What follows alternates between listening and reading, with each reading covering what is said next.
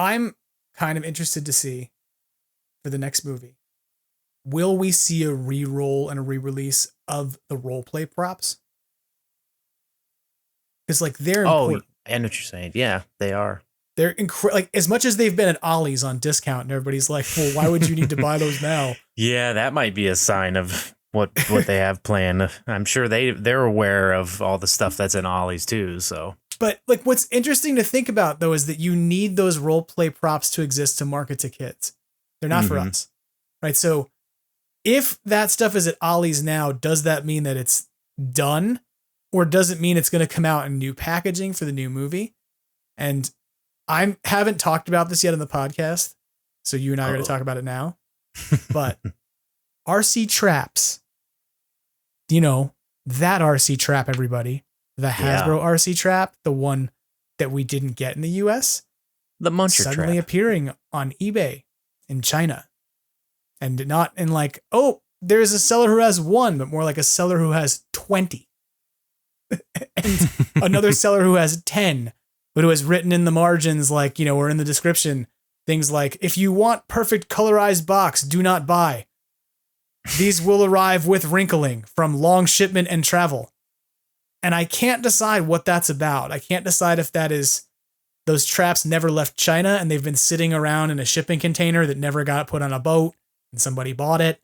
If they were in like a liquidation warehouse, or if maybe, just maybe, somebody is repackaging some old blue props because they're going to get put back out, like stuff that was pulled back. And I've said this from the beginning that like it wouldn't be that difficult to take the Muncher item out, rip him out, take the Muncher that is kind of phallic and that everybody objects to, throw him away, put a different version of that ghost or a different ghost in there entirely that pops onto the same like peg hole, and put it back in a new box, and you recoup those and repackage them and get them back out into the world, right? So I have no idea. Nobody right now should be like, Jim reported it, it's happening. But it's very strange that all of a sudden there's like a clutch of, or several clutches of RC traps that are showing up in China. And it appears from like toy liquidators. It's very weird. So if you were to do that, take all of the quote unquote phallic bunchers off of the trap, what do you do with all of them? Just you mean that piece? What do you do with them all? Yeah, you could repackage the piece you just removed and sell it somewhere else. Liquidate those with what is that? I'm like, what's the website that people go to for that? I can't remember. I've blown the joke. But yeah, you Adam and Eve. Yeah, you could bring those to Adam and Eve. Hey, we've got something for you. It's really deep discount merchandise. Call it Peter and Dana's. I imagine what you really do with them is milk them. But what fascinates me about that is that it means that those like I have said that they were either destroyed or they were warehoused. They never got on a boat. They never, like the ones that came here probably in assortment pallets, and they were in the middle of the pallet, and so they didn't get pulled out. But the other ones that were going to big box stores, except for the ones that made it to Amazon, probably never even made it out of China, was my sort of thinking about it. Or they made it to the US and got turned around, because we do know that happened too in the shipping manifest. And there's, for those of you who are like, are you really getting this deep into the RC trap? Yes, I got so deep in this that I did a whole episode on it way back in like episode 10 or something of Extraplasm. Go find it. But we know they came to the US. We know that there were shipping manifests and they arrived in ports and they never came here. So that's why I'm like, are these shipping containers that got turned around on a boat, got taken back to China, got offloaded, put into some facility somewhere? Now someone's like, hey, we're liquidating salvage of shipping containers. And that's where this turns up. Or is it something that's part of a larger, a larger effort to recoup them? I don't know.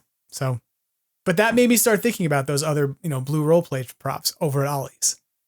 Like, do they just go away now? Because I think about a world when you were a kid, if they just made the Kenner Real Ghostbusters Proton Pack for like one window of time. It was like, they only made the Proton Pack with the foam noodle on it, and they only made it for like one movie, like only in 1989, and then never again, would have been crazy. Right? Like Yeah. that thing was around for several years of your life on toy shelves, right? Like that's not a thing that was just produced one and done.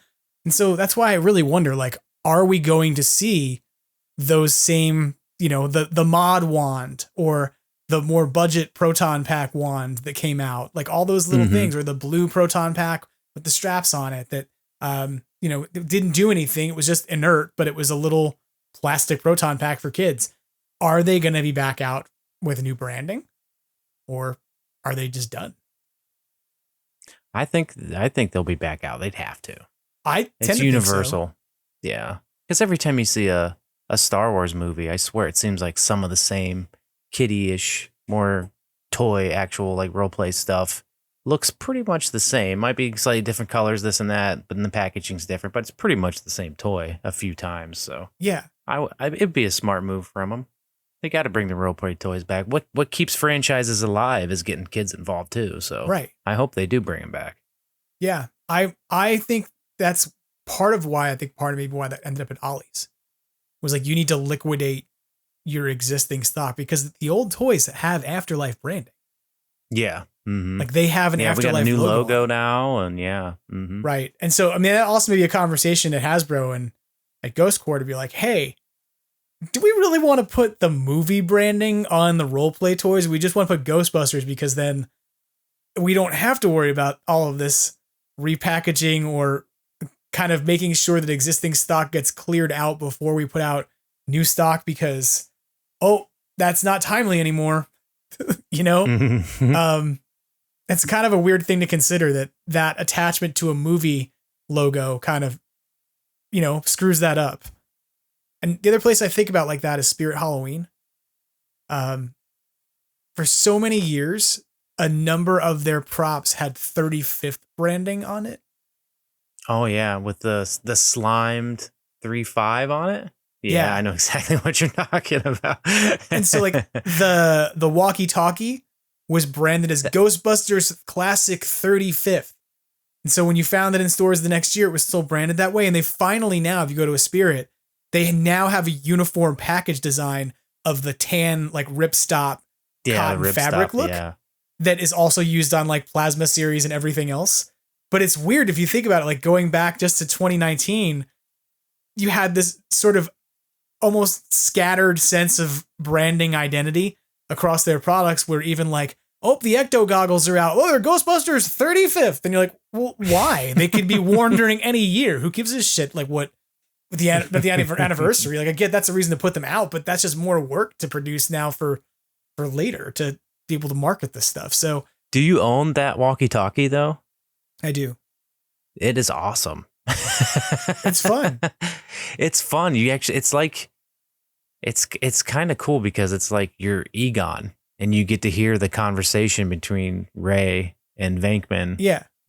In the Slimer scene, like you're Egon and you're hearing their on your walkie-talkie, you're hearing them talk to each other. It's really cool, actually. They did a really good job with that. It's good. I mean, it's good, and it's like a 3/4 size like Motorola. Basically, like what they did with it was 80% sized or whatever. That was the whole era of like Spirit Halloween. What can we do? Well, we'll make it 80% sized, an 80% sized walkie-talkie, an 80% sized proton pack, 80% sized goggles. It's just like that's their whole shtick was 80% sized. And now they sell life-sized. So it's like funny. But that Motorola could use an 80% scale though. That the legit ones are huge and heavy and pull your belt off. And the only thing I didn't like about it was that it said Ghostbusters on it. Yeah. It's like so cheesy, but you could easily fix it. You could just put a Motorola on it. Yeah, I painted mine off. I still need to make a little Motorola sticker and stick on there, but I just took some black paint and it looks 1,000 times better without the branding on it. But like that's a thing that now it's in the stores now, right? You can find it. But for a while, all right, brass tacks for real. I sold one of those on eBay, like probably in like 2020. And I think I sold it for like $80, some insane amount of money because they weren't around. And part of the reason why is they were produced as a one-off anniversary item for that year. The pandemic hit. And so even though like Spirit later on had goggles and everything else, still it was in classic packaging. That was produced as a one-off anniversary year item, as opposed to, hey, wouldn't you want to have a walkie-talkie as a Ghostbuster? Now, of course, in contrast to that, there's no shortage of ghost badges down at the Spirit Halloween. Which no one needs, everyone. Now that product is not awesome. No, we've talked about it on the show several times, and I'm sure that every time I say it, there's some people who listen who are like, this is the reason I'm going to go leave the negative iTunes review. This is why, Jim. This is my ghost badge. But like, and I'm sorry if that's true. Like, I don't really want you to leave a bad review, and you can wear whatever you want. But like, I just think it's funny that that's a thing that Spirit readily will have when you'll go there every year. Like, do you have proton packs in stock? No. What do you have? Ghost badges. Okay, great. That's really helpful. Right. But it's all unified now. That's the part to me that's interesting, is that when you walk in there now, everything that's there is a unified design. Like even the proton pack boxes, like within the last couple of years, like they had a mishmash of the tan ripstop versus, is it the one like with black. A man on it, or is it the one with a kid on it? Like, and it was like how you were keeping track of which model proton pack you were buying was, does it have a man or does it have a child? So I don't know. Like, that's why I wonder, like, will they do the same thing at Hasbro of saying, let's put out the role play props again? But we know there's all this media property coming. We know there's not just this movie. We know there's cartoons. We know there's all this other stuff that's coming. There's VR games. We need to be broader than just, oh, we are making stuff for the next movie. We are instead making the stuff to be a Ghostbuster if you're a kid.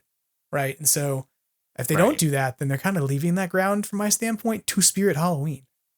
Like, that's who they are giving that ground up to, because the reality is that, like, you can buy those props like from them year round. They're not just a Halloween store that exists like they are. They only exist in your Tuesday morning or Bed Bath & Beyond location during, September and October. But like year round, you can go online and buy the same stuff that you would go buy from Amazon. Right. So I don't know. It's been something I've just been kicking around and thinking about in my head. So the Spirit Halloweens by me are in the old Toys R Us's and old Best Buys. Are they? Are they still? Yep. The ones here are now currently in Tuesday morning stores, which all just went out of business and filed like their second bankruptcy like 6 months ago. And they're in some Bed Bath & Beyonds, but there seems to be like, I don't know what the story is. My Spirit Halloween, I went to one, and there was a sign on the inside of it that said, the only Spirit Halloween that is open in this entire county is actually in Simi Valley. Sorry. And it was like, okay. So they clearly were getting bothered a lot about people being like, are you open yet? And they were not. And it made me get the sense that like maybe there was some staffing or some leasing issues going on, given that all of the other Spirit Halloween locations that were listed were apparently not open. I did find one eventually, but took a while. Took another 2 weeks before I could go to one. So